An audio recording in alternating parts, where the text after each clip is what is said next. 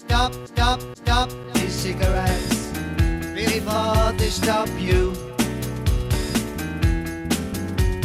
Stop e-cigarettes. E-cigarette use is growing at a phenomenal rate. These electronic devices have been chosen by many smokers as a replacement for smoking cigarettes or tobacco. Not everyone agrees with the use of e-cigarettes, and some news stories have left many people confused about just how safe they are compared to smoking. I want to find out whether e-cigarettes might give smokers a better chance at life than an early death that awaits many of them.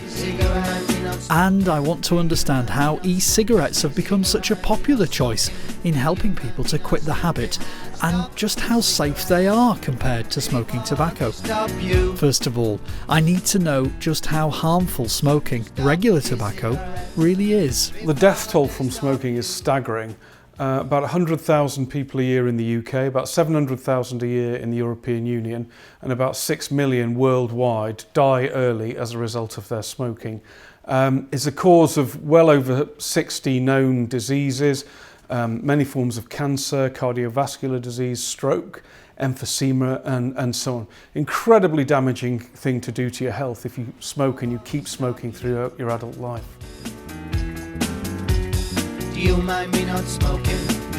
With such alarming statistics from smoking, I want to find out what the medical profession thinks of e-cigarettes. As a doctor, I think that we can recommend for our patients who smoke to switch to electronic cigarettes.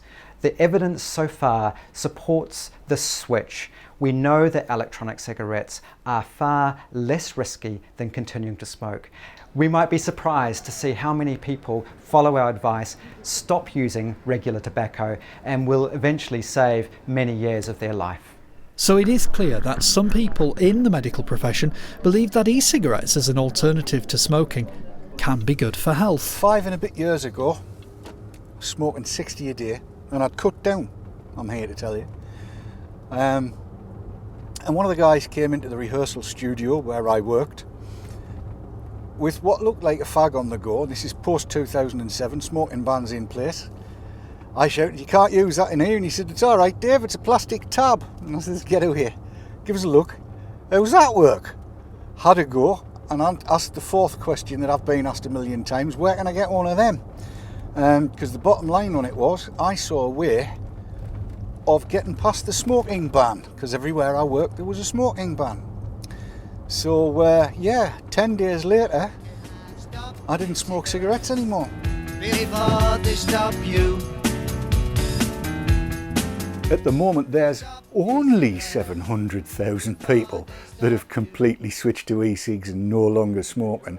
And yeah, there's 1.4 million that are on that journey. But there's nothing to stop that 1.4 million becoming part of a 2.1 million people who have completely switched. And that, I think, that's a public health dividend that most people would like to see. Many people are choosing e-cigarettes over smoking. John Diver is one of them. Some people have said to me that I've quit smoking for another nicotine habit, but I wasn't interested in quitting, so it makes no difference to me. I use nicotine and I enjoy it. Nicotine in itself is fairly innocuous. It's not particularly harmful. It's the tar and in the smoke that causes all the disease and the death. So it doesn't bother me any more than it bothers me that people might say I'm addicted to coffee.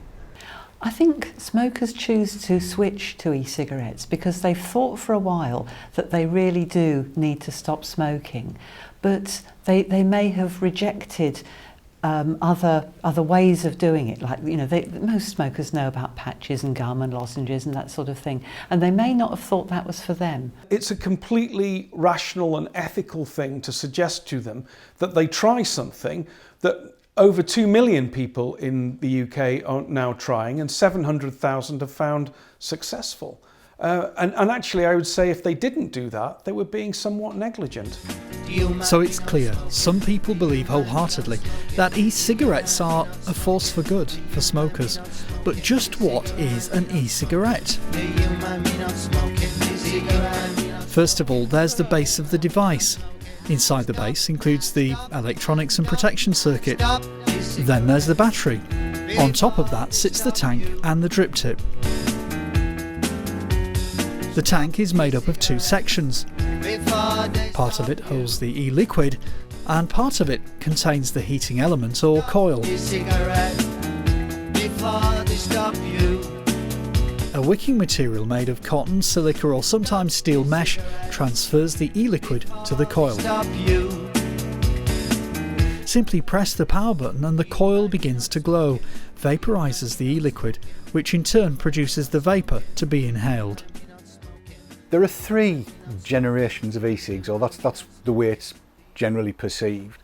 The first generation would be something that looks like a traditional tobacco cigarette. It could be a one piece, or it could, as in this case, come in 2 parts. The battery is really tiny.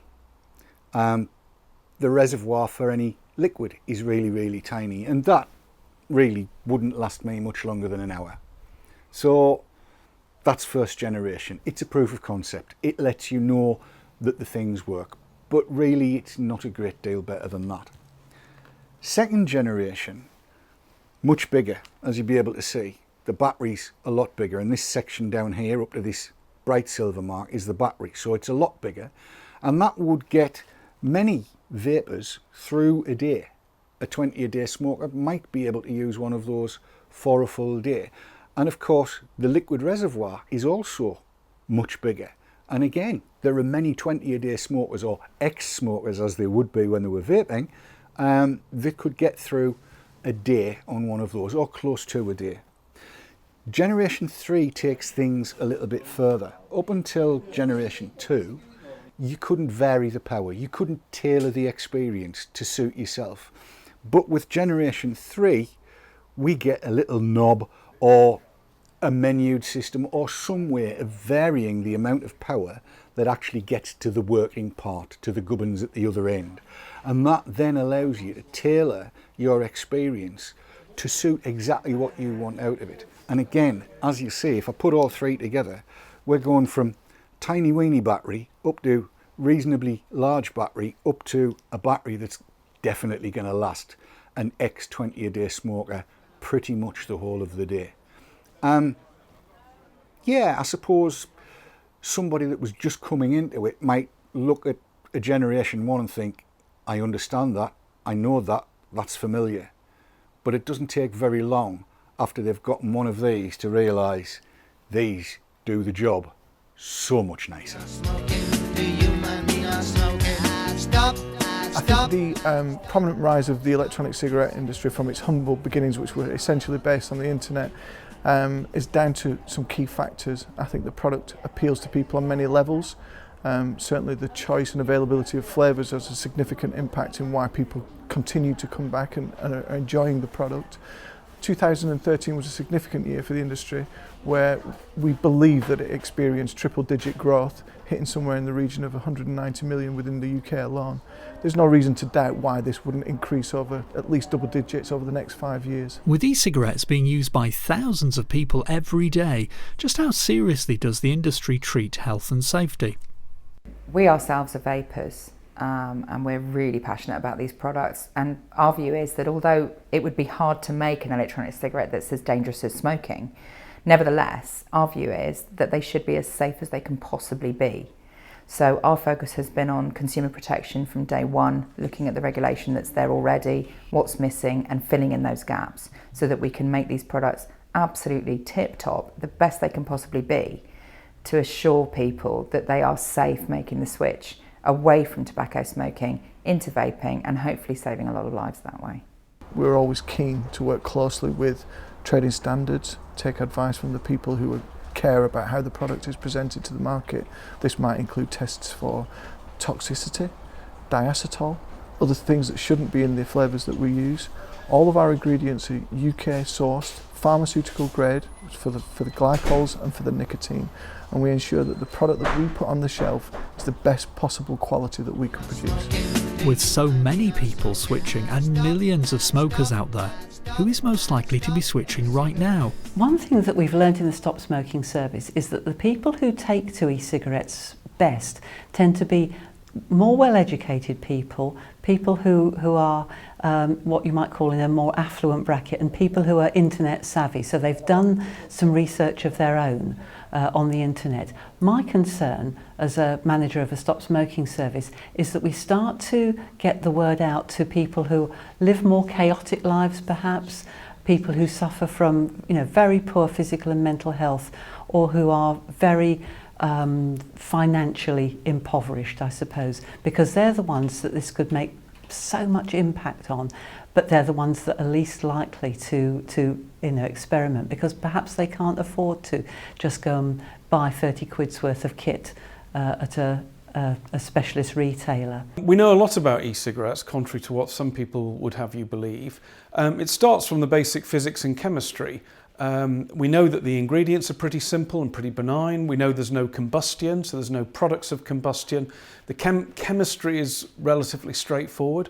We know from toxicology assessments that there are some contaminants in these products, but they are at very low levels indeed, you know, many times lower than in cigarette smoke.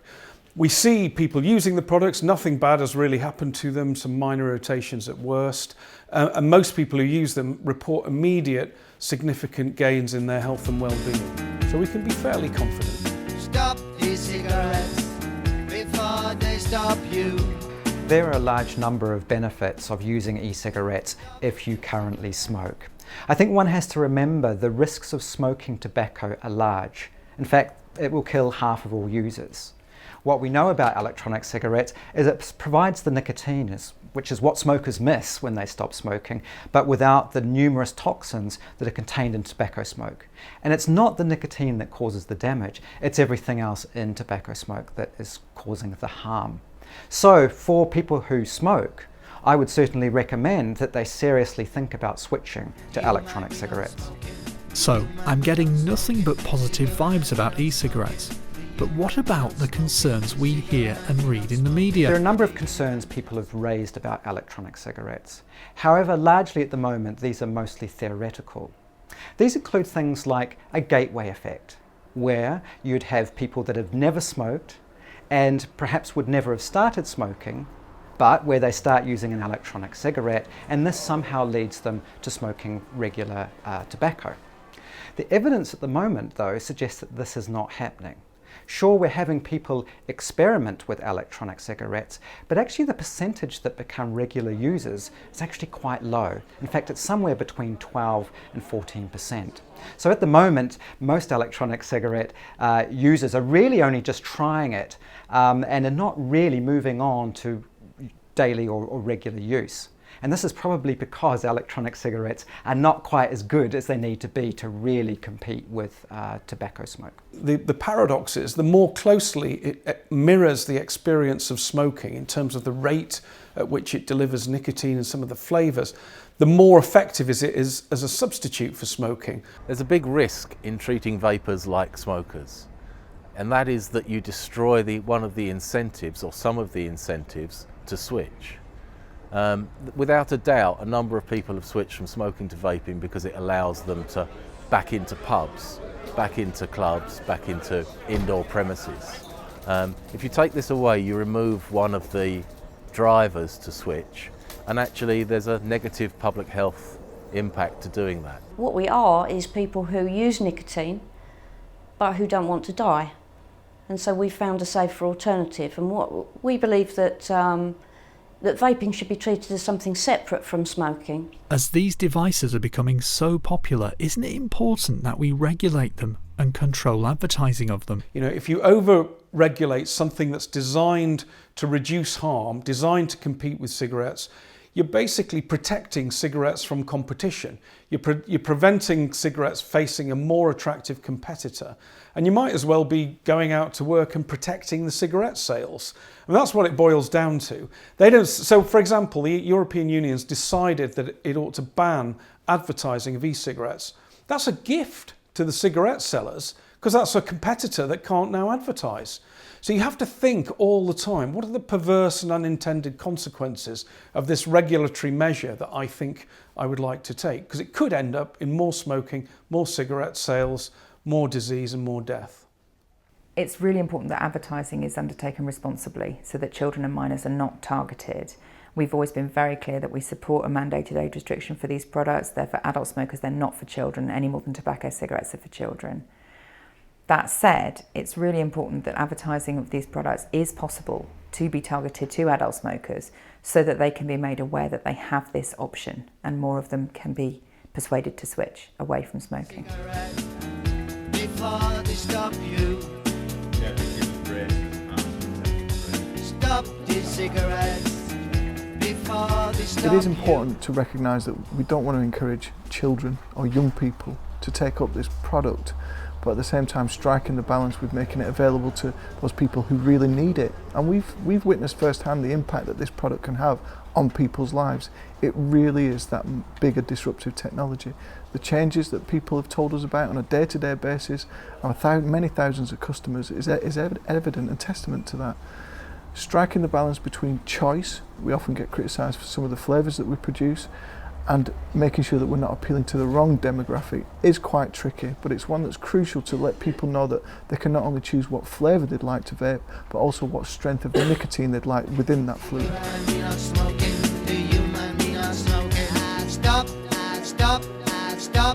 Another concern is it renormalises smoking. And the tobacco control sector has of course worked very hard over a number of years, and some people are worried that by introducing electronic cigarettes where people smoke them perhaps like normal cigarettes, that it might somehow undermine all of the good work that's been done. They're worried that it will create a gateway effect to new smokers. So people will get used to using nicotine on e-cigarettes and then switch to smoking. No evidence whatsoever any of this is happening. It's all actually heading in the opposite direction. If it's a gateway out. We really need to work with them to find something that does work, and e-cigarettes seem to be the thing that makes the difference. And in fact, what electronic cigarette use normalises is electronic cigarette use, not regular smoking. So again, there's no evidence at the moment to support the fact that electronic cigarettes are undermining all this good work that people have been doing. We know from talking to our service users that what healthcare professionals say to them is quite important. So for instance, we've had people say to us that their GP has told them that e-cigarettes are far more dangerous than regular cigarettes. We know that's not true. And yet they'll go away and continue smoking because they think that they're choosing the least harmful option. Now, one of the Leicester City GPs compares vaping and smoking like comparing a skyscraper with a doorstep in terms of danger. So the skyscraper is smoking regular cigarettes with all the chemicals and the smoke that you get from that, and you compare that with the doorstep that is vaping, far less harmful, and that's a really good way of describing it to people who maybe don't understand what the comparative dangers are.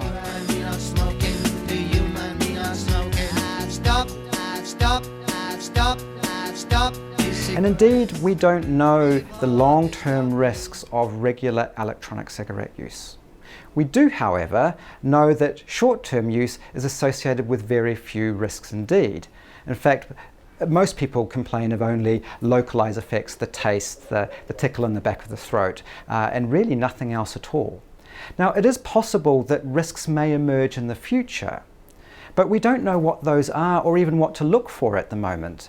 And the only way of really realizing some of these risks would be for a large population of people to use them.